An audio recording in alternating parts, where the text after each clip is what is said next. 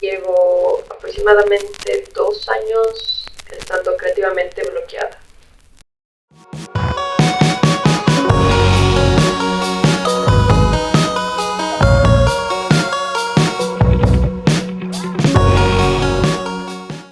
He dibujado solamente cuando me nacía o alguien me lo pedía.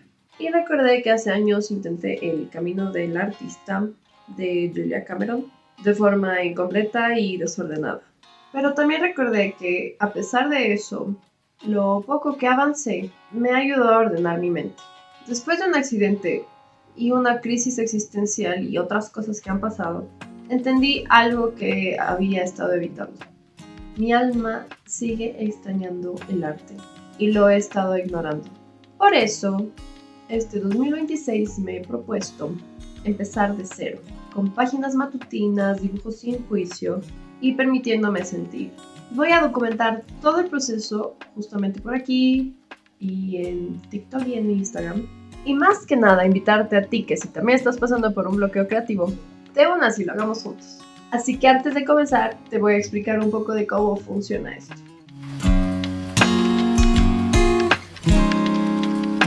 Este libro no empieza diciéndote cómo crear, empieza preguntándote si te sientes segura siendo quien eres. Y honestamente todavía no sé si es que verdaderamente funciona, pero quiero averiguarlo y hacerlo en voz alta. Durante mucho tiempo creí que mi bloqueo creativo tenía que ver con falta de disciplina, constancia o enfoque. Pero en las primeras páginas, Julia Cameron plantea algo distinto, que el bloqueo creativo muchas veces es miedo, no pereza. No sé si eso realmente explica mi experiencia, pero sí sé que la palabra miedo aparece más de lo que me gustaría admitir. Así que esta semana empiezo con esta pregunta abierta. ¿Y si no estoy bloqueada, sino cuidándome mal? Y por supuesto esa pregunta también es para ti. Pero sigamos con el libro. En el libro se habla de la voz interna, llamada el sensor. Es esa voz que te juzga incluso antes de intentarlo, que ridiculiza las ideas incluso antes de que existan.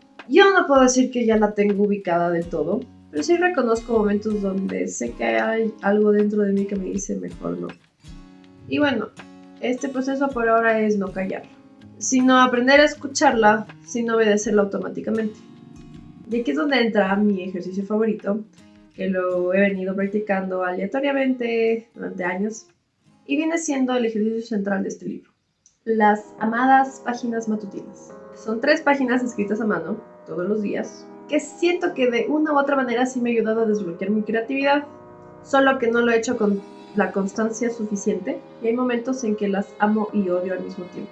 Ahora, pues no sé si este nuevo proceso me va a encantar, tampoco sé si siempre voy a tener ganas, pero para esta ocasión he decidido modificar un poco el ejercicio. Más que nada porque puedo llegar a ser muy dura conmigo misma si no cumplo las cosas que he prometido hacer. Incluso cuando sé que hay situaciones que me rebasan, siempre tiendo a echarme la culpa por no haberme organizado mejor. Y termino dejando las cosas. Así que por primera vez he decidido que voy a escribirla sin prometer ningún resultado. Incluso en el mismo libro dice que no es necesario hacerlo todos los días de la semana, sino poderlo haber conseguido la mayoría de las veces. Algo más que voy a modificar, especialmente para mí, es que no tenga que buscar que tengan una calidad como para que alguien más lo lea. En esta ocasión no voy a buscar que sean buenas para nadie. Solamente voy a dejarme ir y ver qué es lo que aparece. Algo más que quiero cambiar, y sé que no lo menciona en ningún lado del libro, es el tamaño de las páginas. Por alguna razón, cuando comencé con esto, quise ser muy ambiciosa y escribir páginas en tamaño A4, a veces en hojas blancas y a veces en hojas con cuadros, y trataba de escribir un montón, que es lo mismo que me hizo terminar dejándolo a un lado. Porque a veces uno no tiene suficiente tiempo, y si eres como yo, no escribes todo de corrido ni al apuro, sino que quieres tomarte tu tiempo para ver qué escribes, escuchar qué dices. A veces salen cosas a lo loco, a veces no. Entonces, cuando son páginas muy grandes, pues uno termina usando tiempo de la siguiente tarea del día. Y eso también hacía que lo deje. También tenía hojas sueltas, a veces escribía en cuadernos, a veces en hojas sueltas. Todo era una locura. Así que ahora decidí comprarme un cuaderno pequeño a cuadros, donde simplemente tengo que prometerme que voy a escribir 3 páginas solamente de flujo, como dice la autora. No me importa cómo vaya a estar mi caligrafía, no me importa cómo se vea la portada, que no me desagrada del todo, pero simplemente la cogí y ya, y simplemente continuar, porque sé que si le meto más cabeza en eso, y si es un cuaderno bonito, voy a querer que todo lo que escriba sea de calidad. Entonces, mientras menos razones tenga para evitar hacerlo, es mejor. Ahora, mi siguiente parte favorita.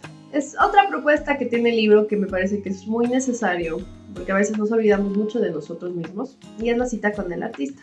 Consiste en tener una cita semanal contigo mismo o misma, no con la intención de crear algo útil, no para mejorar, solo para nutrir.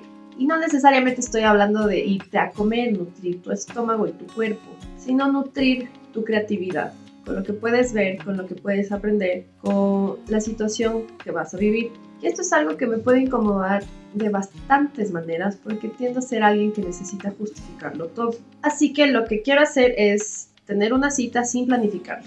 Y esto también queda como modo prueba para mí, que quiero experimentar mucho con esto. Quiero ver qué pasa cuando hago algo solo porque sí.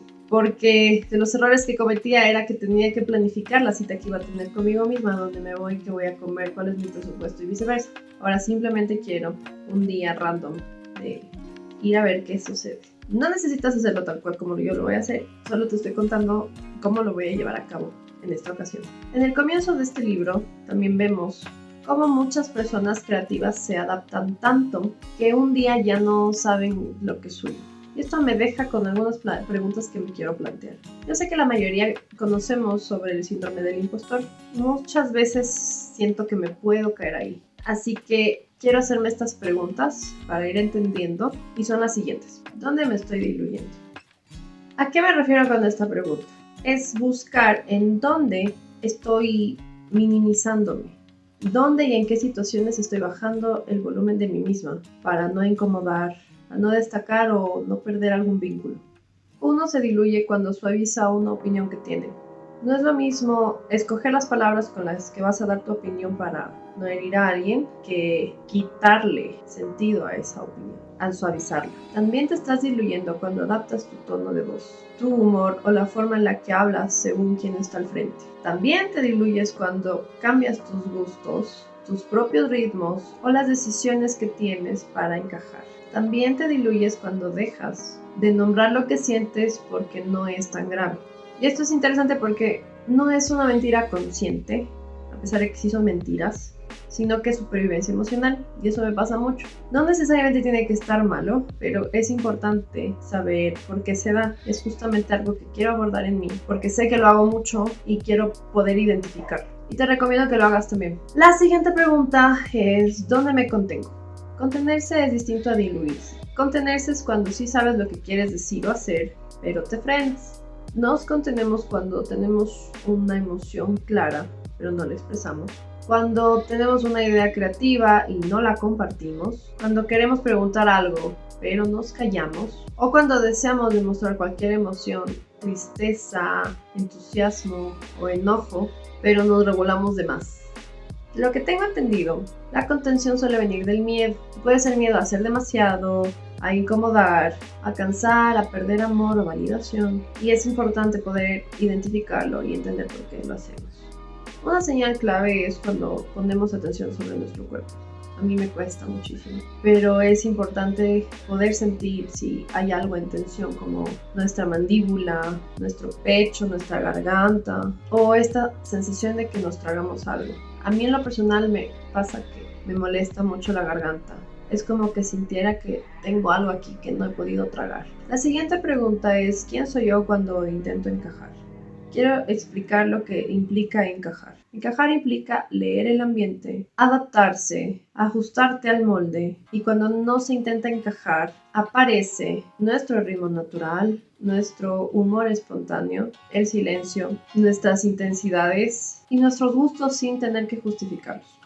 Encajar es como que estuviéramos hablando de editarnos a nosotros mismos. Y estas preguntas las siento necesarias para empezar a mirar dónde estamos perdiendo nuestra autenticidad y cuál es nuestra verdadera identidad, tanto nuestra identidad en general como nuestra identidad creativa. Y la idea es no resolverlo ya, sino comenzar a mirarlo y entenderlo. Y bueno, Este video no es una conclusión, es tan solo una primera página.